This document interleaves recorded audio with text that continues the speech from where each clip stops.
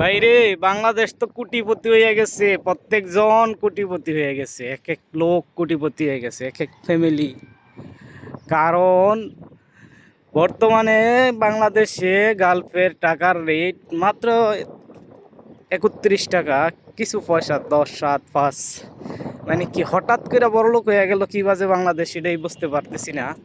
কারণ হচ্ছে কি যে আমি দেখতেছি আজকে 3 বছর যাবৎ ইন্ডিয়া 22 টাকা 80 পয়সা, 82 পয়সা, 85 পয়সা, 23 টাকা, হাইস্ট 23 টাকা ওঠে। ও ইমার্জেন্সি হলে 22, 22.5 টাকার নিচে নামেই না।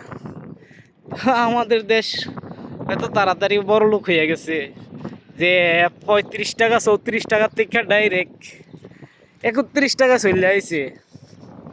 তাহলে তো দেশের জনগণ এখন সুখে আছে, শান্তিতে আছে।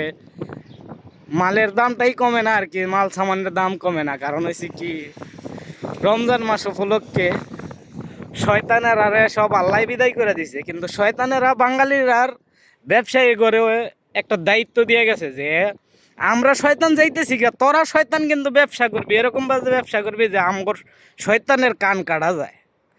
বাংলাদেশ এসে এমন একটা দেশ, কারণ হঠাৎ বড় লোক হয়ে গেছে হঠাৎ। কারণ চোরেরা যত চোরেরা টাকা নিয়েছিল সব চোরেরা টাকা ফেরত দিয়ে দিছে, আমার ধারণা এটা। আপনারা কমেন্টে জানেন তো কি কথাটা সত্য কি না, চোরের দলের আর টাকা কি ফেরত দিয়ে দিছে কি না। কারণ চোরের দল একটা আছে যা টাকা বাইরে পাচার করছে, যে বেগমপাড়া টেগমপাড়া কত পাড়া আছে তারা বানাইছে, ওই টাকা মনে হয়েছে কি ফেরত দিয়ে দিছে তারা। কারণ ওরা রমজান মাস হিসাবে অনেকটা ভালো হয়ে গেছে, ভদ্র হয়ে গেছে, আল্লাহরে ভয় পাইতেছে, সেই কারণে ফেরত দিয়ে দিছে।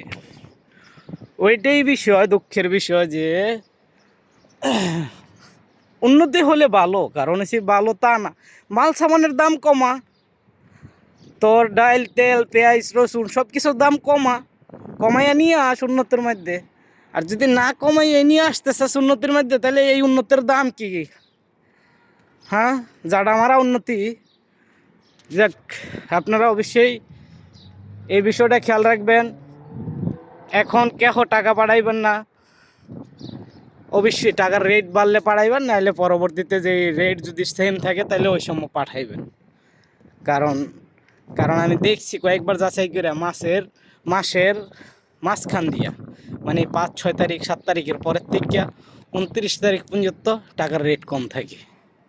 তো এটার মানেটা কি? চোরার দেশে চুরি আবার করে সিনাজুরি। বাই, আল্লাহ হাফিজ।